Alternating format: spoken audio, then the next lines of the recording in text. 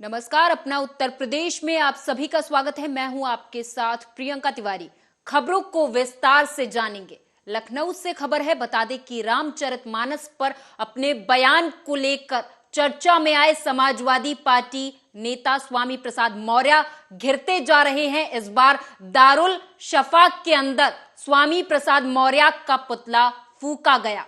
बता दें कि राष्ट्रवादी युवा अधिकार मंच के नेतृत्व में दारुल शफा में स्वामी प्रसाद मौर्य का पुतला फूंका गया है।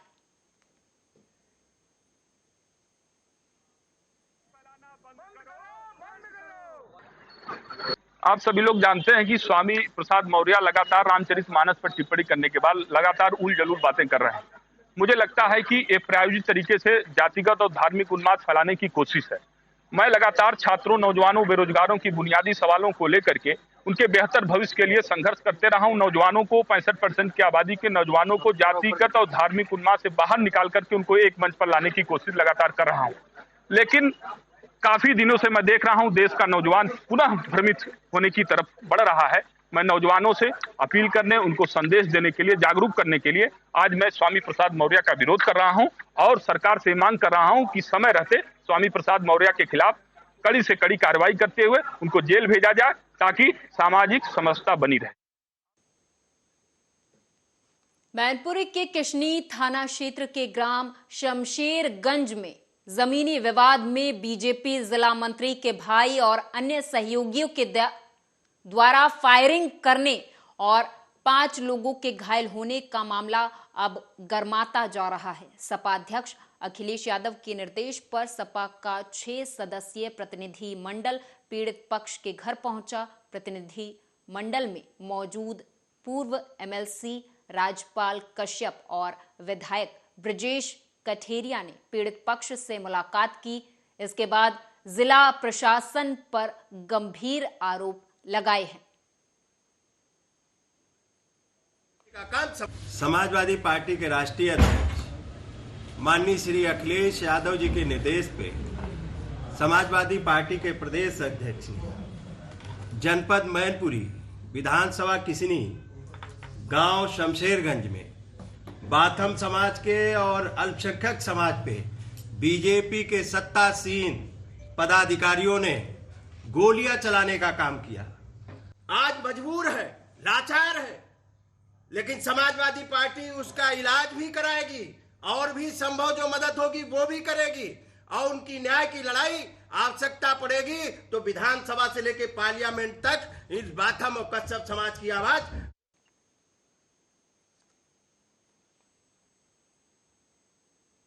मैनपुरी में आम आदमी पार्टी के जिलाध्यक्ष संतोष श्रीवास्तव ने अपने कार्यकर्ताओं के साथ कलेक्ट्रेट पहुंचकर जिलाधिकारी को राज्यपाल के नाम ज्ञापन सौंपा है और अपनी मांगों को लेकर विरोध प्रदर्शन किया और कहा कि प्रदेश सरकार ने महंगाई को उस स्थिति पर पहुंचा दिया है कि आम जनता परेशान है। और लेखपाल आ जाए, मेरी बात कराए। स्टार्ट करो। भाजपा सरकार लुटेरी है, लुटेरी है, भाजपा सरकार लुटेरी है।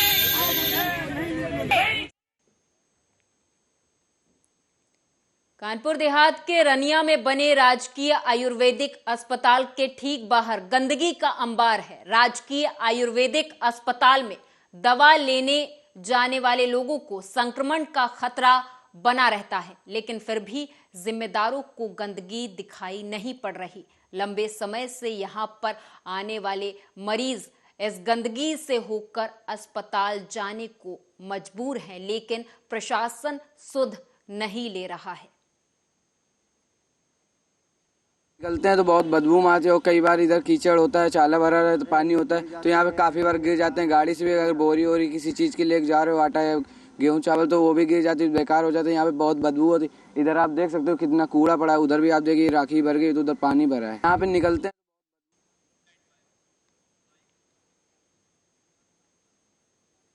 जनपद गोरखपुर में आम आदमी पार्टी के द्वारा बिजली बढ़ोतरी और महंगाई को लेकर विरोध प्रदर्शन किया गया। शास्त्री चौक स्थित शास्त्री प्रतिमा के स्थल पर यह प्रदर्शन किया गया और इस दौरान आम आदमी पार्टी के जिलाध्यक्ष वैभव जायसवाल, महानगर अध्यक्ष विजय कुमार श्रीवास्तव और पार्टी के सभी कार्यकर्ता मौजूद रहे।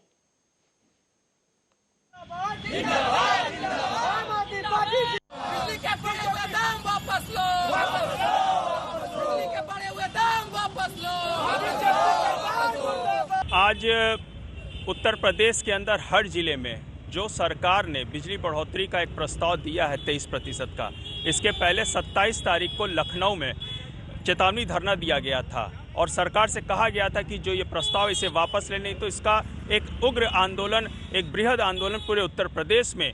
इन्होंने जो चुनावों में जा करके जनता को सस्ती बिजली और किसानों को मुफ्त बिजली देने का जो वादा किया था, उस वादा खिलाफी के विरोध में ये प्रदर्शन पूरे उत्तर प्रदेश में किया जा रहा है। उसी क्रम में आज गोरखपुर में ये विरोध प्रदर्शन हो रहा है।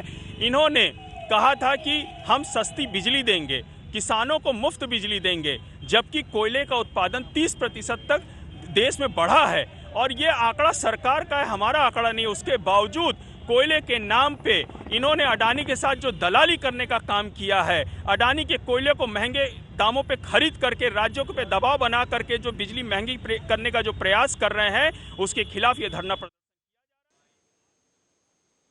रायबरेली के रेलवे स्टेशन पर हो रहे निर्माण को लेकर प्रदेश सरकार के राज्य मंत्री दिनेश प्रताप सिंह और डीआरएम सुरेश कुमार सापरा रायबरेली पहुंचे, जहां राज्य मंत्री दिनेश प्रताप सिंह को स्टेशन के अधिकारियों और कर्मचारियों ने पुष्प गुच्छ भेंट कर उनका स्वागत किया। इसके बाद मंत्री दिनेश प्रताप सिंह ने रेलवे स्टेशन का निरीक्षण किया। प्लेटफॉर्म पर लगने वाले एक्सीलेटर ब्रिज सहित अन्य व्यवस्थाओं को लेकर जल्द ही पूरा कराने के संबंधित अधिकारियों को निर्देश भी दिए हैं।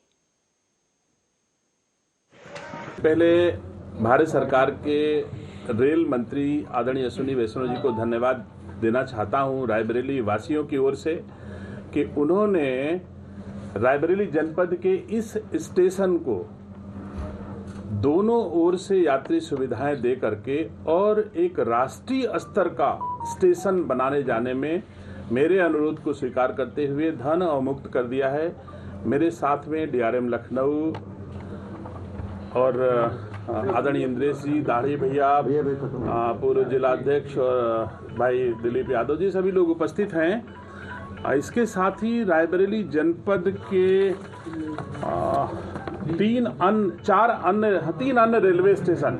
मुख्य उद्देश्य था कि जो माननीय उद्यान मंत्री जी ने बताया, माननीय मंत्री जी की जो बैठक हुई थी रेल मंत्री महोदय के साथ, उसके बाद जो निर्णय हुआ था अमृत भारत स्टेशन विकास योजना में इस कार्य को लेने का जो निर्णय हुआ था, उसके हिसाब से हमारे पास द्वितीय प्रवेश द्वार पर क्या हमारे पास रेलवे की भूमि उपलब्ध है और कहां से हम शहर से स्टेशन की तरफ आ सकते हैं और कौन कौन से वहां पुराने भवन हैं जिनको हम लोग रीलोकेट करके मतलब वहां से हटा के कहीं और बना सकते हैं, वो उद्देश्य था। जो आवास आपने देखे हैं यहाँ पे, उसकी क्या? रायबरेली में कूड़ा फेंकने को लेकर शुरू हुए मामूली विवाद में जमकर लाठी डंडे और कुल्हाड़ी चले। इस विवाद में दोनों पक्षों से कई लोग घायल हुए हैं। बता दें कि ये पूरा मामला नसीराबाद थाना क्षेत्र के चंदावाहीपुर गांव का बताया जाता है, जहां पर सिर्फ मामूली से विवाद में कुल्हाड़ी लाठी डंडे चल गए। इसमें दोनों पक्षों से कई लोग घायल हुए हैं। मैं आपका हमारे को मारे के जरूर मैं कोठी पर गया नहीं, जो तुम्हारा चुबीरी हमारे कोई मारते पड़े, मैं उतरा नहीं कोठी पर फिर शाम को फिर 4 बजे मन को पीछे से पकड़े हमारे 4 बजे। मैं आपका हमारे को क्या नाम है आपका, कहाँ आए हैं आप? अजय कुमार यादव नाम है, थाने आए हैं नसीराबाद। क्या मैटर है आपका? मैटर है कूड़ा करकट मतलब लेटरिंग वेटरिंग बहाने के, जिस रास्ते से हम निकलते हैं उसी रास्ते पे लेटरिंग बहाते हैं, उसीलिए मैंने बोला तो वही को लेकर मारपीट कल सुबह ऐसे गाली गलौज हुई। उसके बाद फिर रेवाड़ी जिले में अपराधी बेखौफ नजर आ रहे। कानून व्यवस्था इतनी चरमरा गई है कि बदमाश धड़ल्ले से वारदातों को अंजाम दे रहे हैं।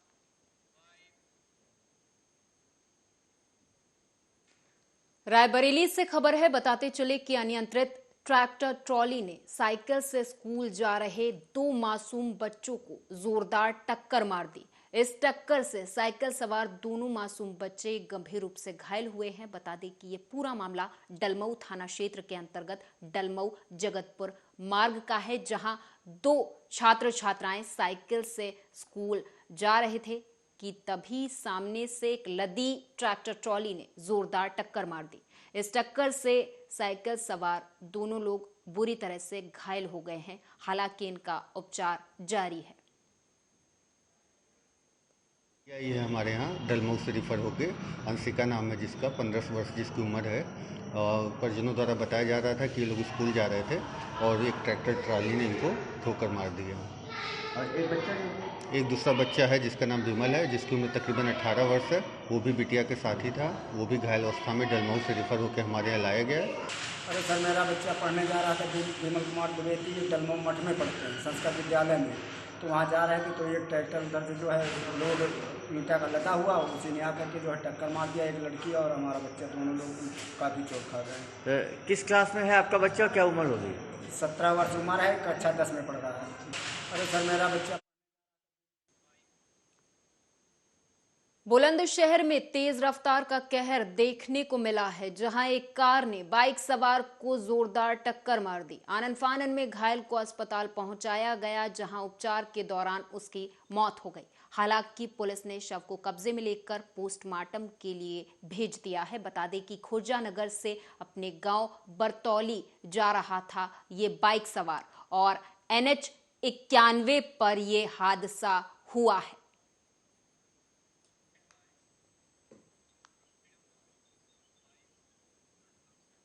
अगली खबर कन्नौज से है। बता दें कि विवाहिता की हत्या का मामला सामने आया है, तो वहीं पुलिस ने विवाहिता के शव को फंदे से उतरवाया। हालांकि इस दौरान परिजनों ने ससुराली जनों पर दहेज के लिए हत्या करने का आरोप लगाया है। इसको मारपीट के इसको मार दिया गया है दहेज के चक्कर में। रोज रोज परेशान करते थे, मारते थे, पीटते थे। कौन लोग थे? इनकी ससुराल वाले लड़का। क्या क्या मांग थी भैया?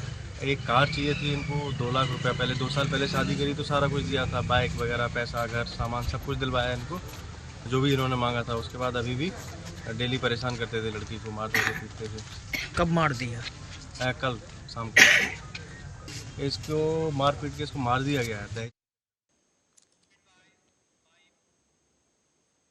रायबरेली से खबर है। बता दें कि बेखौफ दबंगों का आतंक देखने को एक बार फिर से मिला है। दरअसल शराब पीकर घर के सामने गाली गलौज करने से मना करने पर बेखौफ दबंगों ने घर में घुसकर लाठी डंडों से पिता पुत्र की जमकर पिटाई कर दी।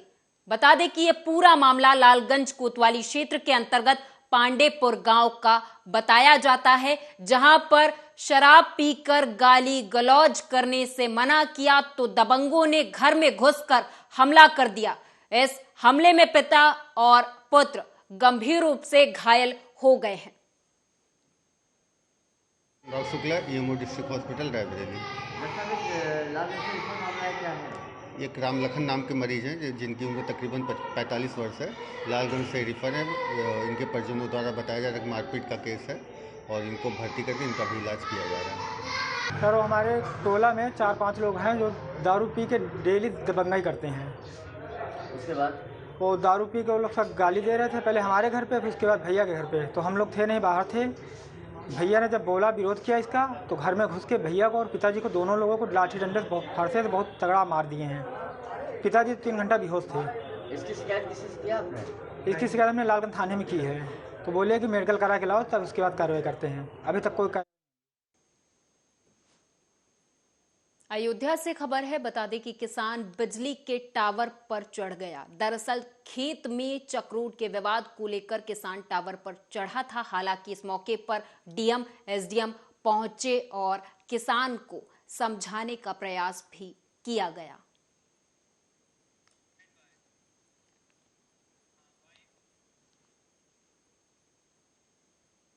तो वहीं सोनभद्र में दबंगों की दबंगई इस हद तक बढ़ गई कि अब तो दबंग बच्चों को भी नहीं बख्श रहे। एक ऐसा ही मामला सामने आया जहां दबंगों ने नाबालिग लड़के पर चाकू से हमला कर दिया। इस दौरान नाबालिग बुरी तरह से घायल हुआ है, हालांकि उसका अस्पताल में इलाज जारी है।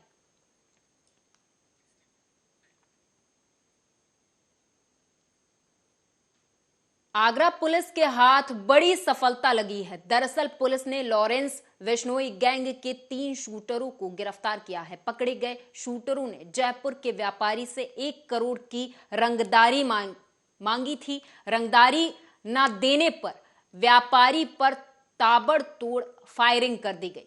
इसके बाद राजस्थान पुलिस से बचने के लिए आरोपी आगरा में छुप गए। हालांकि पुलिस ने इन तीनों आरोपियों को ढूंढ निकाला।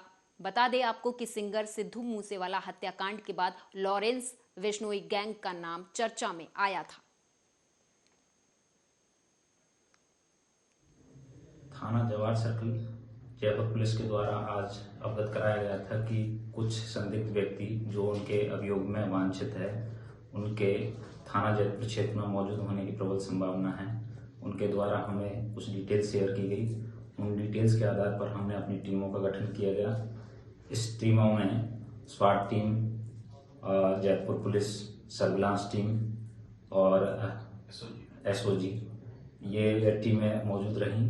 इसके बाद में टीमों गठन होने के बाद में दबिश दी गई। दबिश पर ये 3 अभियुक्त गिरफ्तार किए गए। इनसे जब पूछताछ की गई तो इन्होंने स्वीकार किया कि 28 तारीख की रात्रि 11:50 पर इनके द्वारा एक घटना कार्य की गई थी, जिसमें जी क्लब के मालिक पर इनके द्वारा हमले किए गए थे। लगभग 17 से 18 राउंड इन्होंने फायर किए थे। आज इनको गिरफ्तार किया गया है और जयपुर पुलिस को रायबरेली के लालगंज कोतवाली क्षेत्र के NH 232 2सड़का हाईवे पर एक शादी समारोह से वापस आ रहे बोलेरो ने खड़े डंपर वाहन से टक्कर मार दी, जिसमें 4 लोग बोलेरो वाहन में फंस गए थे। हालांकि स्थानीय लोगों ने किसी तरह उन्हें बाहर निकाला और 108 एम्बुलेंस के द्वारा उन्हें इलाज के लिए लालगंज CHC अस्पताल पहुंचाया गया, जहां डॉक्टरों ने एक व्यक्ति को मृत घोषित कर दिया है। वहीं 3 लोगों का इलाज जारी है। 2:15 के आसपास करीब 4 लोग एक सड़क दुर्घटना में बोलेरो ट्रक की टक्कर में 4 घायल को चुड़ैल को लेकर के आया गया था एम्बुलेंस द्वारा, जिसमें से परीक्षा करने के उपरांत एक जो व्यक्ति है वो मृत पाया गया और एक व्यक्ति को सिर में गंभीर चोटें थी, जिसके कारण उसका प्राथमिक उपचार करने के उपरांत उसको जिला अस्पताल रेफर किया गया। एक अन्य व्यक्ति को भी सिर पर चोट थी, लेकिन वो सामान्य था, फिर भी एहतियात के तौर पर CT स्कैन के लिए उसको जिला अस्पताल रेफर किया गया था। और एक लड़का था लगभग करीब 17 साल का, उसको सामान्य चोटें थी, जिसका प्राथमिक उपचार कर उसको घर भेज दिया गया। ये सभी कहाँ के रहने वाले थे सर? नमस्कार, आर्या न्यूज देख रहे हैं आप। मैं हूं आपके साथ पल्लवी सिंह। उत्तर प्रदेश से इस वक्त की एक बड़ी खबर सामने आ रही है, जो कि है रायबरेली से। बता दें आपको कि रायबरेली में बंदियों की कब्रगाह जेल बनते जा रहे हैं, क्योंकि जिला कारागार रायबरेली में एक के बाद एक लगातार बंदियों की मौत हो रही है। जेल प्रशासन से लेकर जिला प्रशासन तक में हड़कंप मच गया है। मामला है जिला कारागार रायबरेली का। यहां पर हत्या के आरोप में 10 सालों से अधिक समय से जेल में बंद बंदी रिंकू सिंह की मौत हो गई है और अगर बात पिछले 2 महीनों की जाए और आंकड़ों पर नजर डालें तो अब तक 3 कैदियों की मौत हो चुकी है। एक के बाद एक लगातार हो रही इन मौतों से जेल प्रशासन से लेकर जिला प्रशासन तक में हड़कंप मच गया है। साथ ही मौके पर पहुंची पुलिस ने मृतक बंदी के शव को लेकर पोस्टमार्टम के लिए भेज दिया है और कहा जा रहा है कि पोस्टमार्टम रिपोर्ट आने के बाद ही आगे की कार्रवाई की जाएगी। अब इस खबर पर अधिक जानकारी के लिए हमारे संवाददाता से जुड़ेंगे, उनसे जानेंगे कि आखिर क्या कुछ पूरा मामला रहा और किस वजह से इस जो कारागार का जो एक कैदी है उसकी मौत हुई है। बताया जा रहा है कि जो शख्स है पिछले 10 सालों से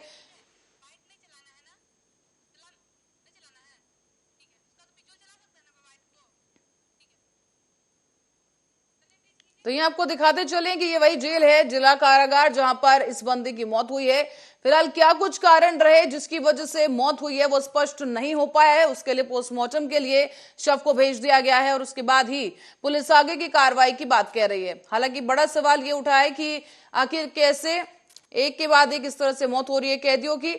इस खबर पर ज्यादा जानकारी के लिए ओम शंकर शुक्ला हमारे संवाददाता हमारे साथ जुड़ गए हैं, उनसे जानेंगे कि क्या कुछ पूरा मामला रहा। ओम शंकर शुक्ला, बात रायबरेली जिला कारागार की करी जाए तो जो है लगातार जो है एक के बाद एक बंदियों की मौतें हो रही है और जिला प्रशासन इस पर जो है पूरी तरह से मूक दर्शक बना हुआ है। आपको बताते चले पिछले 2 महीने में 3 से ज्यादा बंदियों ने जिला कारागार में जो है वो दम तोड़ दिया है। तो एक के बाद एक लगातार मौतें होने से जो है वो बंदियों के लिए जिला कारागार रायबरेली एक कब्रगाह के रूप में भी देखा जा रहा है, जिससे बंदियों के जो बंदी है वो तो डरे हुए हैं, साथ साथ उनके जो परिजन है उनके दिल में भी एक डर है, क्योंकि इलाज की लापरवाही की अगर जो बात करी जाए तो उसमें भी जो है रायबरेली अगर इस बंदी की मान लीजिए तबीयत खराब भी थी तो इसको तुरंत जो है इलाज के लिए अस्पताल भेजा जाना चाहिए था। जेल प्रशासन का कहना है कि ये बंदी लगातार बीमार चल रहा था, उसके बावजूद भी इसको इलाज के लिए अस्पताल में न भेजकर जिला कारागार में ही इसका एक औपचारिक तौर से इलाज किया जा रहा था। और सवाल सबसे बड़ा यही उठता है कि अगर ये बंदी इतने लंबे समय से बीमार चल रहा था तो फिर क्यों पुलिस की तरफ से कोई सख्त कार्रवाई नहीं की गई इस बात पर? इसे सीरियसली क्यों नहीं लिया, गंभीरता से क्यों नहीं लिया गया? इलाज के लिए क्यों अस्पताल नहीं भेजा गया उसे? जी बिल्कुल, अगर बंदी की तबीयत खराब थी तो इसको तुरंत इलाज के लिए रिफर करना चाहिए था, लेकिन जेल प्रशासन की लापरवाही बिल्कुल साफ तौर पर नजर आ रही है और बंदी को जो है इन्होंने जेल के अंदर ही रखकर इलाज करना उचित समझा और आज जब तबीयत ज्यादा बिगड़ी तो आनंद फानंद में इसको जिला अस्पताल लाया गया, लेकिन वहां पर इसकी मौत हो गई है। ये हत्या के आरोप में पिछले 10 वर्षों से जिला कारागार में निरुद्ध था। अब इसके शव को पोस्टमार्टम के लिए भेजा जा रहा है, उसके बाद जो पोस्टमार्टम की रिपोर्ट आएगी उसके बाद भी कार्रवाई करी जाए, लेकिन जेल प्रशासन पर सवालिया निशान उठना लाजमी है, क्योंकि लगातार जिस तरह से ओम शंकर आपसे यहाँ पर ये भी जानना चाहेंगे कि इससे पहले भी, क्योंकि 2 महीनों में इससे पहले भी कैदियों की मौत हुई है, उनकी मौत का क्या कुछ कारण रहा, क्या वो स्पष्ट हो पाया अब तक? उस मामले पे पूरी कोई पुलिस की तरफ से कोई रिपोर्ट पेश की गई है? उस बात पे कोई स्पष्टीकरण आ पाया कि आखिर उनकी मौत कैसे हो गई अचानक से जेल के अंदर? हाँ देखिए, पोस्टमार्टम रिपोर्ट की बात करी जाए तो पोस्टमार्टम उन बंदियों का हो चुका है और उनका बिस्तर सुरक्षित कर लिया गया है। अगर बात बिस्तर रिपोर्ट की करी जाए तो बिस्तर रिपोर्ट आने में कम से कम जो है वो 1.5 से 2 या 2.5 महीने तक भी लग सकते हैं, उसके बाद बिस्तर रिपोर्ट आती है। लेकिन लगातार जिस तरह से रायबरेली के जिला कारागार में बंदियों की मौत हो रही है वो जेल प्रशासन पर एक सवालिया निशान उठ रहे हैं। ओम शंकर, क्या बाकी किसी बंदियों की तरफ से भी इस तरह की कोई हरकत सामने है? क्या उनकी भी तबीयत इस तरह से नासाज है? और क्या हो सकता है कि खाने में अव्यवस्था के कारण या फिर खाने में किसी जहरीले पदार्थ की वजह से ये मृत्यु हुई है? डॉक्टर की तरफ से क्या कहा जा रहा है? डॉक्टर की तरफ से अभी जो ये कहा जाता है कि बंदी बीमार था, लेकिन अगर जो बीमार था तो इसको इलाज के लिए जो है वो अस्पताल में रिफर करना चाहिए, लेकिन इन्होंने इलाज के लिए जिला अस्पताल अब भेजा है जब इसकी तबीयत बिल्कुल जो है ज्यादा खराब हो गई और ये बंदी जो है जिला अस्पताल पहुंचते ही इसकी बंदी की मौत हो जाती है और जिला प्रशासन का एक रटा रटाया जवाब आता है कि जो है ये बंदी पहले से बीमार चल रहा था। लेकिन सवालिया निशान अगर बंदी पिछले लगातार कई वर्षों से बीमार था तो उसको समुचित इलाज के लिए, जबकि स्पष्ट निर्देश है मुख्यमंत्री के कि किसी भी बंदी को इलाज के लिए जो है जेल के अंदर न रोक कर उसका इलाज कराया जाए, लेकिन यहाँ पर जेल प्रशासन की लापरवाही पूरी तरह से साफ तौर पर दिख रही है। और इसका ओम शंकर शुक्ला, इस पूरी घटना के बाद ओम शंकर शुक्ला के इस पूरी घटना के बाद पुलिस से कोई आला अधिकारी जेल में पहुंचे हैं, कारागार में पहुंचे हैं निरीक्षण करने के लिए? नहीं, चूंकि बंदी की बॉडी अभी पोस्टमार्टम के लिए जा चुकी है। और आपको बता दें, ये पहली खबर है जो सिर्फ आर्या न्यूज पर चल रही है। आपको बताते चले कि जिला प्रशासन की लापरवाही से जो है, ये जेल प्रशासन की सीधी सीधी लापरवाही कहा जाए कि आज एक बंदी ने और दम तोड़ा है। पर ओम शंकर, पहले भी इससे पहले कैदियों की मौत हुई है, उनकी जो मौत है उसके बाद जो जांच है वो कहां तक पहुंची है? उनका पोस्टमार्टम हो चुका है और उनका मिश्रा रिपोर्ट सुरक्षित है और मिश्रा आने के बाद ही आगे की जांच बढ़ाई जा सकेगी।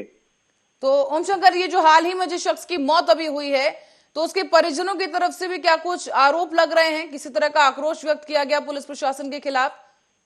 नहीं, परिजनों को सूचना दे दी गई है, क्योंकि ये घटना जो है अभी 20 मिनट पहले की है, तो परिजन को आने में टाइम मिलेगा। अब परिजन आते हैं तो उसके बाद उनकी क्या प्रतिक्रिया होती है, उसके बाद जो आगे ये देखना जरूरी होगा। चलिए, ओम शंकर शुक्ला, बहुत बहुत धन्यवाद इस जानकारी के लिए। दर्शकों को बता दें कि रायबरेली से मामला सामने आया था, जहां पर जिला कारागार में एक बंदी की मौत हुई है।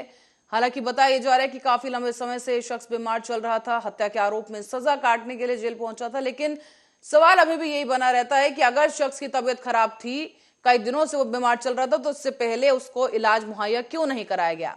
और क्या उसके परिजनों को इस बात की खबर थी कि उसकी तबीयत इस हद तक खराब है कि आज उसकी मौत हो गई है?